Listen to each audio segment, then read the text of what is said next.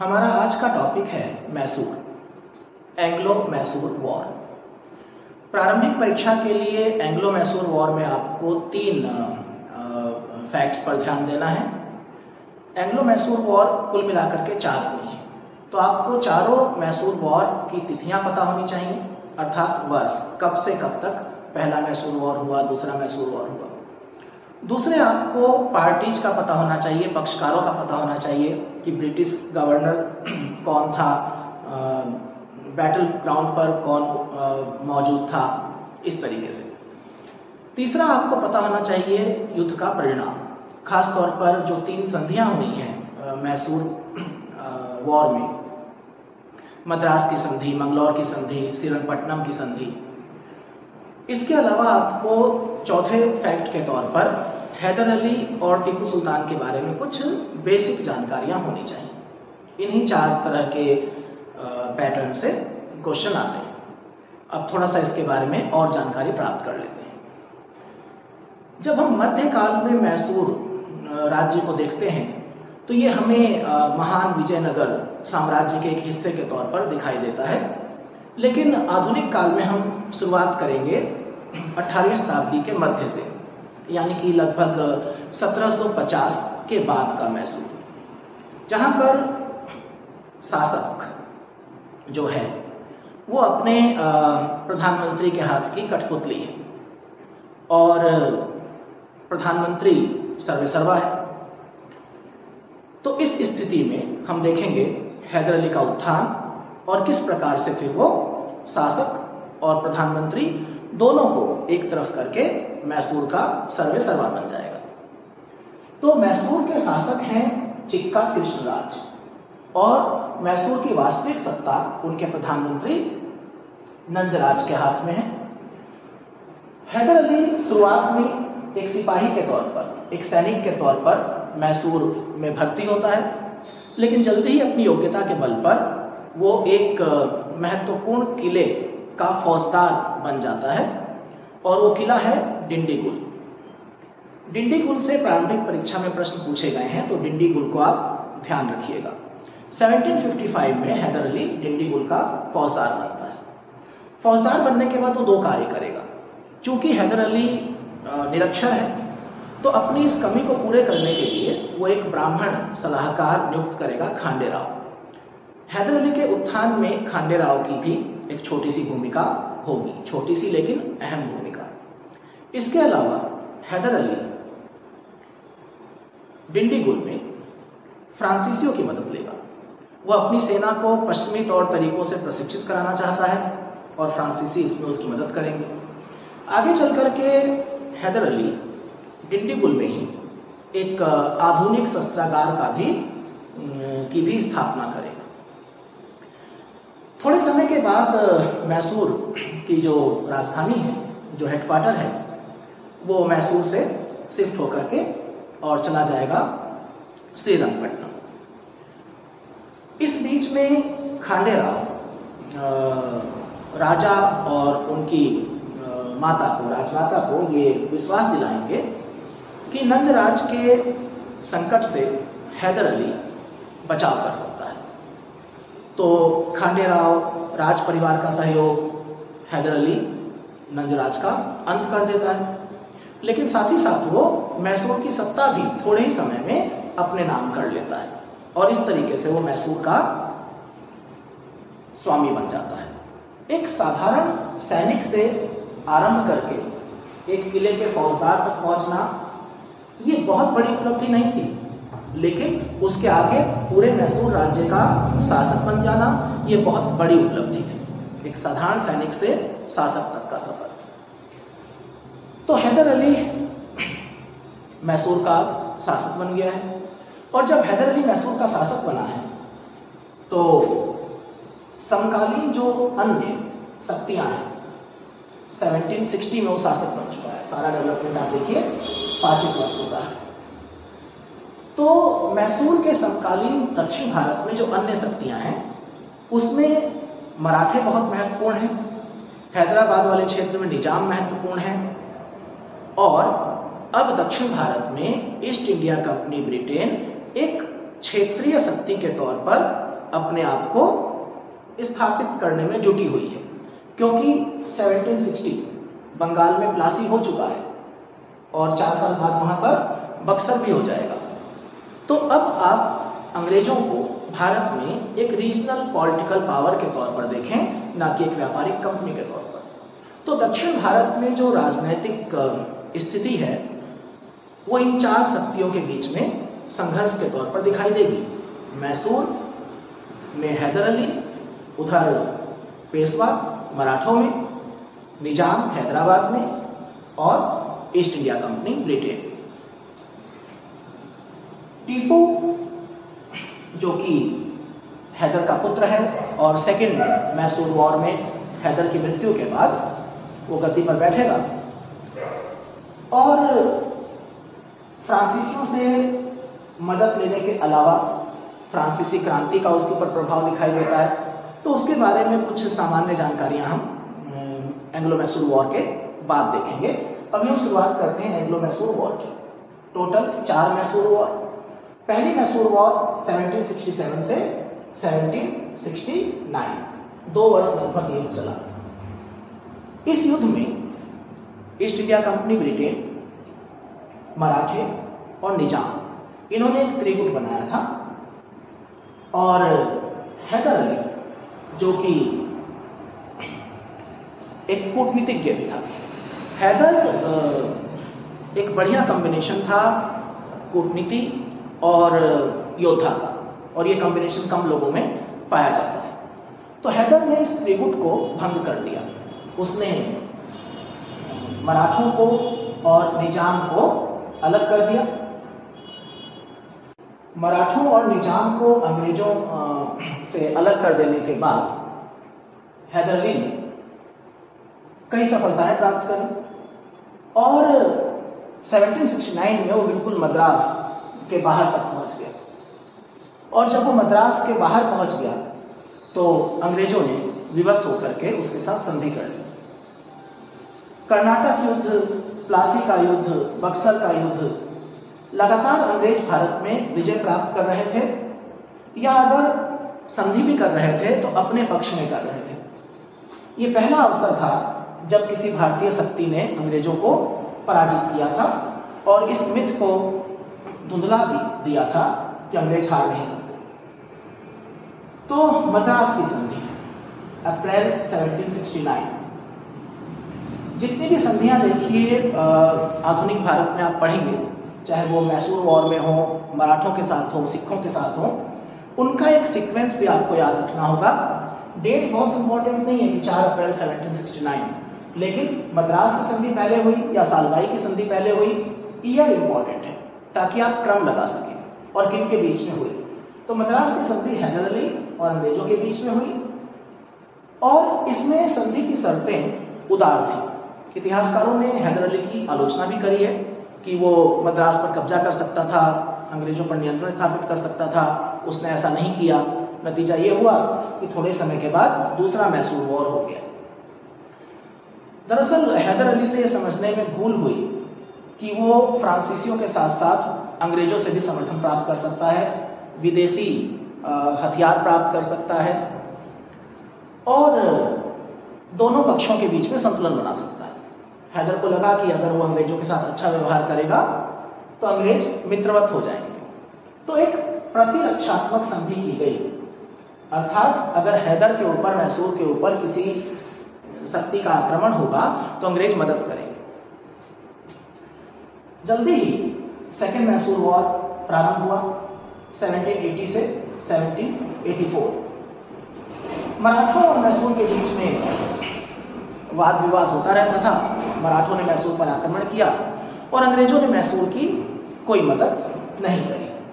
तो हैदर की समझ में आया कि अंग्रेजों पर भरोसा नहीं कर सकते। जब दूसरा मैसूर वॉर शुरू हुआ तो अंग्रेज थोड़ी सी मुश्किल में थे। मुश्किल में इसलिए थे क्योंकि जो बंबई सरकार थी उसने रघुनाथ राव की मदद करने के चक्कर में पेशवाओं से बैर मोल ले लिया था। आप एंग्लो मराठा वॉर में पढ़ेंगे, सूरत की संधि, पुरंदर की संधि। तो मराठे भी अंग्रेजों से नाराज थे। उधर हैदराबाद का निजाम, उसकी नीति काफी ढुलमुल रहती थी और वो भी अंग्रेजों से बहुत खुश नहीं था। तो हैदर अली ने एक संघ बनाया। इस तरह का संघ आपको आधुनिक भारत में अंग्रेजों के विरुद्ध मिलेगा नहीं फिर। तो इसमें निजाम और मराठे शामिल थे।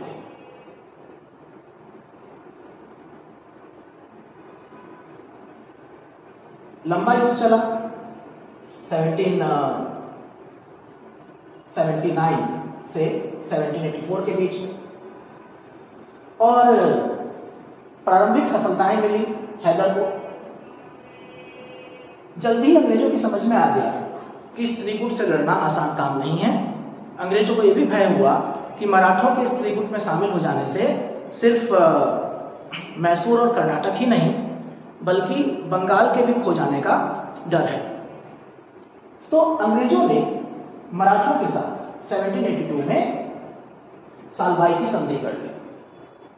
फर्स्ट एंग्लो मराठा वॉर का जो अंत है वो सालबाई की संधि से होगा।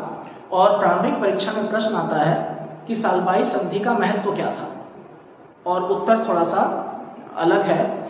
20 वर्ष की दीर्घकालीन शांति, क्योंकि 1782 के बाद, उसके बाद 1802 जब बसीन की संधि होगी, तब जाकर के मराठों और अंग्रेजों के बीच में सेकेंड वॉर स्टार्ट होगी। अब अगले 20 साल तक इनके बीच में कोई संघर्ष नहीं होगा। निजाम भी अलग हो गया, हैदर अकेले लड़ता रहा। गवर्नर जनरल भारत में था वॉरेन हेस्टिंग्स। उसने इस स्थिति में सर आयर कोर्ट को उत्तर भारत से दक्षिण भारत भेजा। पोर्टो नोवा एक जगह है, पोर्टो नोवा के युद्ध में हैदर अली घायल हुआ, पराजित भी हुआ, लेकिन अंग्रेज इसका लाभ नहीं उठा सके। आगे चल करके हैदर अली की मृत्यु हो गई और युद्ध का संचालन हैदर अली के पुत्र टीपू के पास आ गया।